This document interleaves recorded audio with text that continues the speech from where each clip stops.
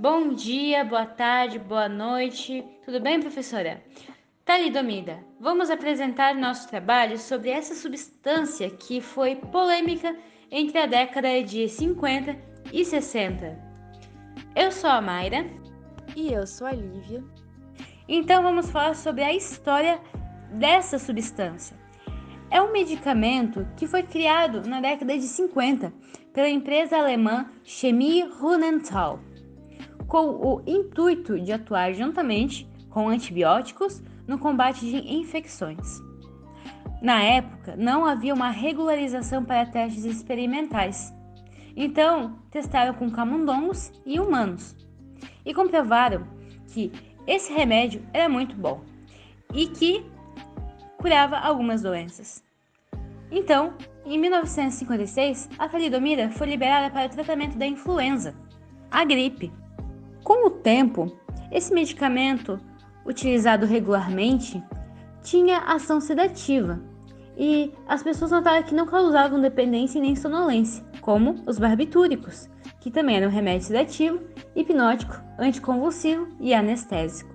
Em 1957, essa droga foi chamada de Contergan, liberada para uso sedativo, e teve um grande sucesso para o mundo inteirinho em grandes quantidades. Mas Estados Unidos não estava incluído nisso, porque eles pensaram e afirmaram que essa droga não teria segurança suficiente para o uso das gestantes, que poderia ocasionar a neuropatia periférica. Essa doença afeta os nervos periféricos responsáveis por encaminhar informações do cérebro e da medula espinhal para o restante do corpo. Seria um malefício imenso para as pessoas. E mesmo assim, o uso continuou sendo alto para o resto do mundo. No ano seguinte, recebeu uma ampla divulgação positiva, na qual afirmava que esse medicamento era bom, que era seguro. Em virtude, já tinha sido comprovado a segurança em uso em crianças e adultos. Logo, deduziram que seria seguro para gestantes. Após um tempo, esse uso em grande escala da droga no tratamento de náuseas e para aliviar os seus enjoos da grávida, foram notados os efeitos colaterais, como a neuropatia, as câimbras, redução de força em determinados pacientes, enfim, os efeitos colaterais. E então não podemos deixar de citar o nosso querido Brasil, que apenas em 1959 esse medicamento chega aqui. Nesse mesmo ano, começaram a notar os efeitos colaterais nos bebês, na qual as mães tomaram a talidomia e nasciam com deformação nos membros inferiores e superiores, muitas vezes nascendo sem eles.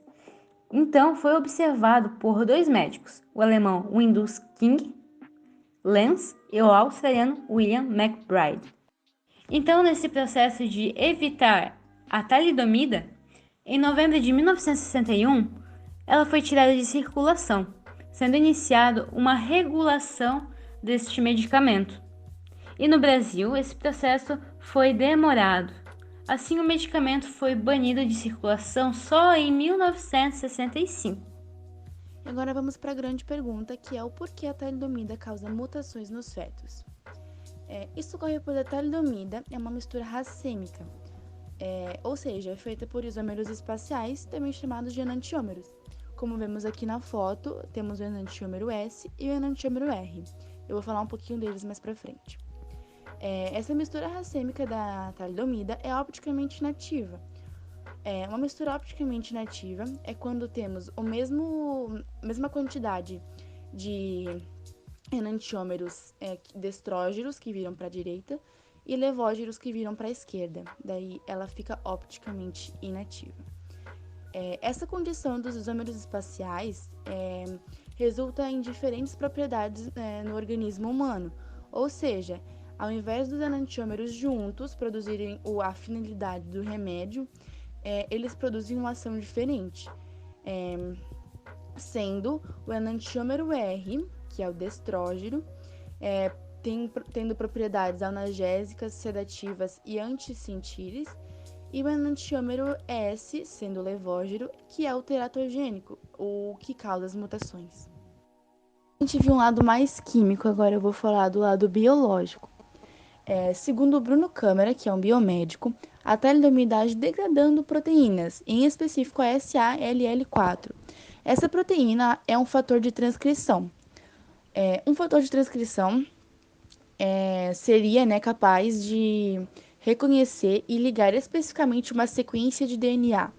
Então, quando a gente degrada essa proteína que faz essas ligações, acaba dando aquela mutação no feto.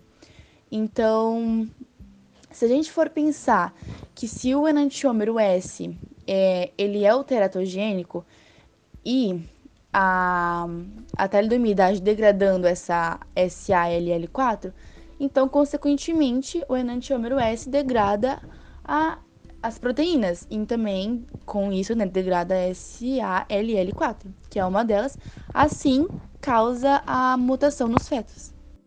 Mas a gente também não pode pensar que se somente tirar esse enantiômero S, a talidomida vai ficar só com o lado bom do remédio, o intuito do remédio, porque vai continuar ocasionando essa malformação. Isso se dá por causa que o isômero do estrógeno no nosso organismo sofre racemização, no que resulta na criação do enantiômero levógeno, que é o teratogênico. Dito isso, agora a gente vai ver os efeitos colaterais da talidomida. Um deles é o desenvolvimento incompleto ou defeituoso dos membros, superiores ou inferiores. Como a gente pode ver aqui nessa imagem, que tem um bebê que não tem braço, não tem pernas. O menininho escrevendo, ele tem o início do braço, mas não tem o braço completo, né? Ou incompleto, defeituoso, enfim.